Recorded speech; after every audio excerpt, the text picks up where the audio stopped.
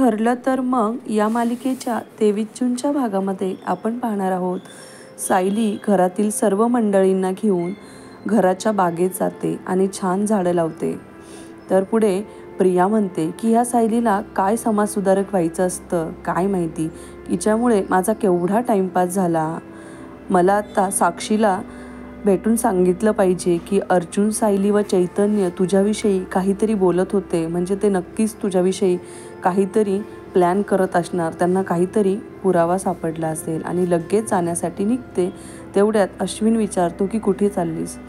तर त्याला काहीतरी खोटं नाटं सांगून ती तिथून निघून जाते. तर पुढे गेल्यावर परत पूर्णाजी आणि कल्पनासुद्धा विचारतात, तर त्यांनासुद्धा काहीतरी खोटं सांगते आणि निघते. आणि मनात म्हणते की या मांजरींना कुठं जायचं असलं की नेहमीच विचारायची सवयच आहे.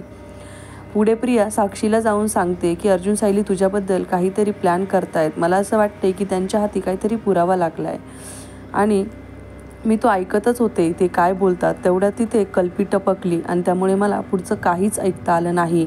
पण ते तुझ्याबद्दल बोलत होते एवढं मात्र नक्की. त्यावर साक्षी तिला खूप ओरडते. म्हणते तुला त्या घरात कशासाठी नेऊन ठेवलंय? तुला तुझी कामं नीट करता येत नाही का? तर प्रिया म्हणते की मी प्रामाणिकपणे प्रयत्न करतेच.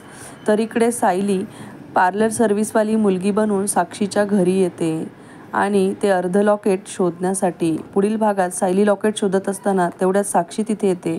आता साक्षीला समजेल का की ही सायली आहे आणि ही लॉकेट शोधण्यासाठी आली की आणखी कशासाठी आली आहे, हे पाहणं आता मनोरंजक ठरेल.